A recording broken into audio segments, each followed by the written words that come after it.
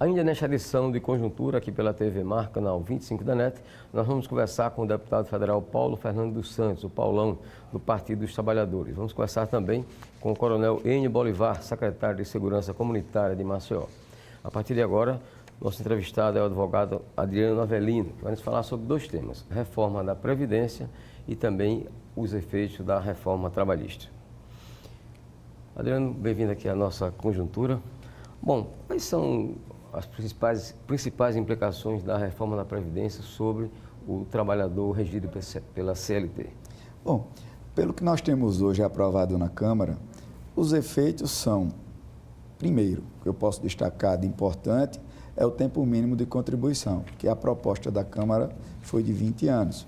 Mas posso já trazer a informação de que o relatório que foi feito pelo senador Tasso Gereissati lá no Senado propõe a redução desses 20 anos para 15 anos, como é hoje, permanecendo, então, para mulher e para homem, os 15 anos do tempo mínimo de contribuição. Certo. Essa é a primeira afetação que nós podemos destacar. Existe também a questão da aposentadoria especial, daquelas pessoas que estão expostas a uma atividade insalubre, uma atividade periculosa, né? Então, vai haver uma variação do tempo de exposição com a idade da pessoa e o tempo de prestação de serviço. Existem 3 modalidades hoje, que seriam 66, 76, 86, na proposta, e aí seria 15, 20 e 25 anos de exposição. Então, isso é outro ponto importante a ser destacado. Com relação à idade, não é, que vai haver, então, uma alteração para 65, 62, que é a proposta que está aprovada na Câmara dos Deputados.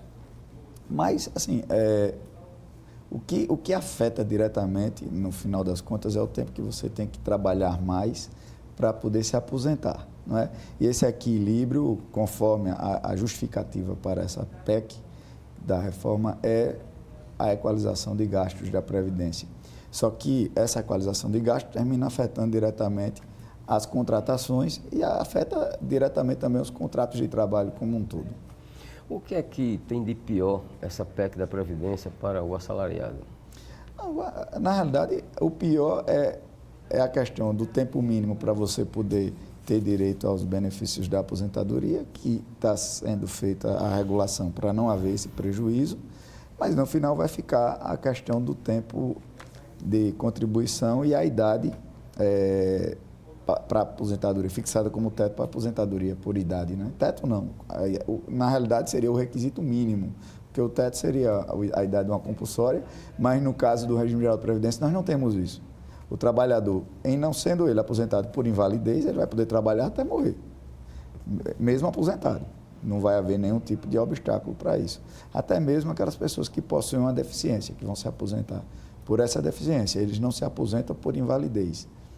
Existe essa modalidade também. E tem alguma coisa de boa para o trabalhador essa reforma da Previdência?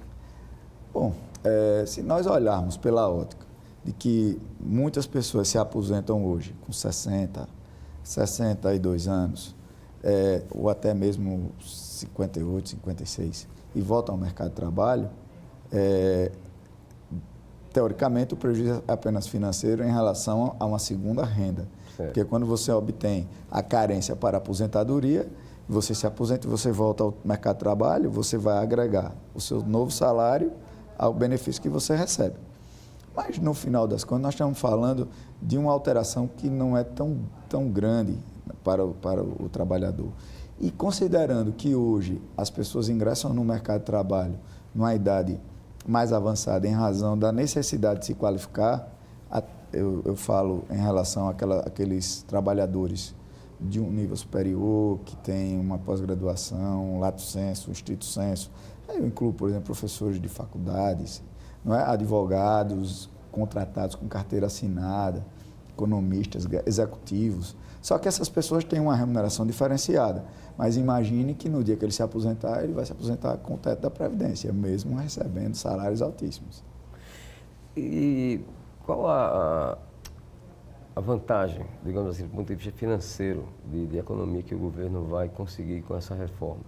Bom, existia uma proposta inicial do governo em economizar pelo levantamento que eu fiz, 1,326 bilhões de reais em 10 anos.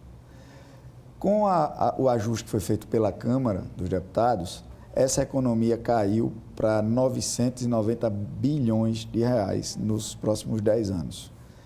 Mas com a proposta feita pelo relator no Senado, que ele traz uma inovação que aí é bem interessante esse contexto que foi lançado por ele, que seria a contribuição daqueles que desempenham o agronegócio para exportação e aquelas empresas sem fins lucrativos, beneficentes, que não pagavam o imposto previdenciário, passariam a pagar. O que traria, então, uma economia de 60 bilhões. Na realidade, eu não entendo economia, e sim um acréscimo de receita, elevando a 990 bilhões de reais.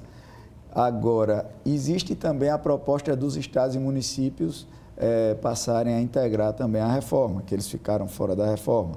Então, dentro da PEC paralela que foi proposta, que traz essa situação do agronegócio e das empresas beneficentes, e eu digo as pessoas jurídicas como um todo, e a questão dos estados e municípios, elevaria então a arrecadação para a economia e a arrecadação somatória a 1,340 bilhões de reais nos próximos 10 anos.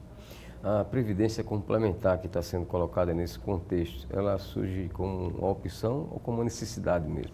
Eu acho que uma necessidade. Na realidade, eu entendo, aí vai uma visão bem pessoal minha, eu entendo que a previdência privada ela já é uma necessidade para todos, até porque muitas pessoas que ingressaram no serviço público, inclusive, vão se aposentar pelo teto da previdência já hoje. Então, essas pessoas já procuram fazer uma previdência complementar. E aqueles que são profissionais liberais, que são empregados na iniciativa privada, eles também devem procurar sempre complementar a sua expectativa de aposentadoria, além do regime geral de previdência, uma previdência complementar. Destaque, inclusive, que a Ordem dos Advogados ela tem uma previdência complementar para os advogados. Eu sou contribuinte dela, além do regime geral de previdência, que eu contribuo desde os 21 anos. E existem outros mais, né, que nós conhecemos aí, como a Caixa Econômica Federal, o Banco do Brasil e outros que colocam essa proposta, né, de previdência privada para complementação de renda futura. Mas para o trabalhador, de maneira geral, não parece muito fácil entender essa questão da previdência complementar. Não é fácil, inclusive para aqueles que têm uma renda menor, porque se você falar de alguém que está num patamar mais elevado na hierarquia de uma empresa, o salário diferenciado permite que você sofra aquele desconto do regime geral de previdência e você faça uma complementação também com a sua renda, pagando uma previdência privada. Mas aquele que já tem uma renda menor, uma renda limitada, corre um sério risco de não ter condição, não ter essa folga para complementar. No entanto, como a expectativa dele já seria o teto da Previdência e a remuneração estaria dentro desse contexto, e aí eu destaco que a grande maioria daqueles que desempenham a sua atividade como empregado seletista de empresa privada, ou até empresa pública, né, que vai sendo também regido pela CLT, pelo regime geral de previdência. Esses já estariam dentro desse contexto. Agora, aquele que quer se planejar, ele faz uma economia maior e adota também esse outro critério para complementar. Bom, falando ainda de reforma, mas agora da reforma trabalhista. Quais têm sido os efeitos da reforma trabalhista na prática? Olha, eu acho que o resumo da reforma trabalhista, na minha ótica, e eu acho que na ótica da maior parte dos advogados, ela veio para fazer uma triagem das demandas que eram propostas na Justiça do Trabalho. A Justiça do Trabalho, depois da emenda 45, que ampliou a sua competência para apreciação, inclusive do dano moral, que passou a ser pleiteado na Justiça do Trabalho, trouxe um aumento da demanda trabalhista, dos processos trabalhistas, também em razão disso. Então, nós podemos ter um aumento de demanda por crise econômica, aumento de desemprego e a procura da justiça, porque aumenta as demissões. E aí isso é uma regra diretamente proporcional. Agora, eu falar de um aumento de demanda por causa de uma ampliação da norma, e aí você passa a abarcar novos pleitos que não eram comuns na Justiça do Trabalho, como foi o caso do dano moral, trouxe uma elevação muito grande nas causas trabalhistas. Na hora que eu coloco na reforma trabalhista um único item que foi, acho que o mais contundente dentro de todo o contexto, que é a condenação em honorários sucumbenciais pela parte vencida, eu trago então a necessidade de uma responsabilidade maior na propositura das ações, porque antes eu podia fazer uma aventura, eu podia lançar o que eu quisesse numa peça processual, para uma peça vestibular para dar início a um processo, e não corria nenhum risco. No máximo, seria uma litigância de má-fé, prevista no Código de Processo Civil, aplicada subsidiariamente na Justiça do Trabalho, uma vez que a CLT é omissa nesse aspecto. Mas, hoje, eu tenho que ter uma responsabilidade maior, porque a parte sucumbente é condenada em honorários. E isso trouxe uma redução da demanda. Não foi outro tópico que resultou nessa redução de demanda. Porém, até mesmo